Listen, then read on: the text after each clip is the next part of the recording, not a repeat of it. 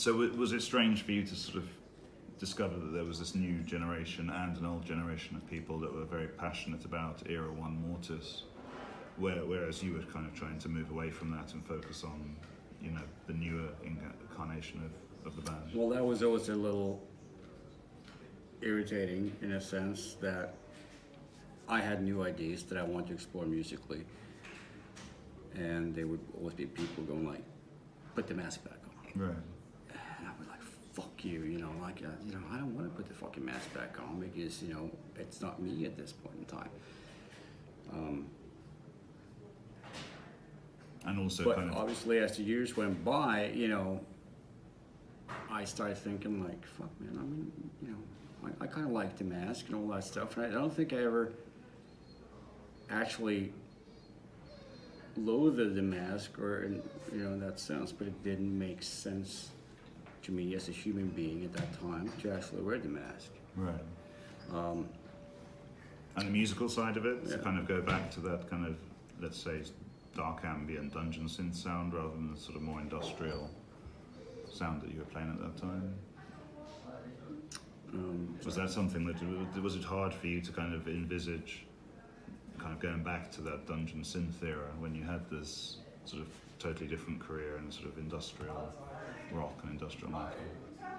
Well, you know, the band had basically split up. Those guys didn't want to do it anymore.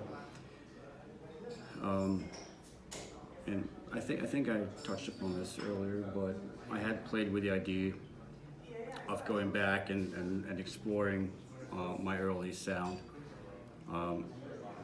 So I don't know if it was weird for me to go back there. I mean, it was kind of scary. I got the invitation to do the Culmination Festival. And that kind of triggered the whole thing, you know. He asked me several times. I mean, I think I rejected the offer a couple times because I wasn't fucking sure if I wanted to fucking do it. Because it had been about 18 years since, you know, I'd even done like anything dungeon synthy. I mean, that's a new term now. I'm not sure.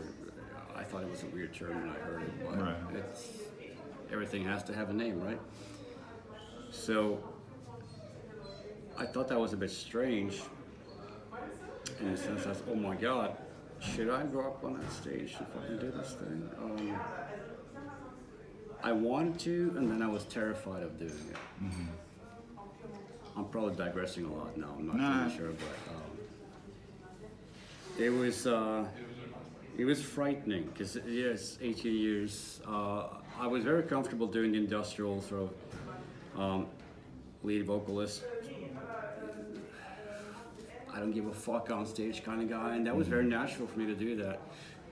You know, I mean, it reached a point where we were breaking each other's ribs and shit like that. And that was a whole lot of fun, actually.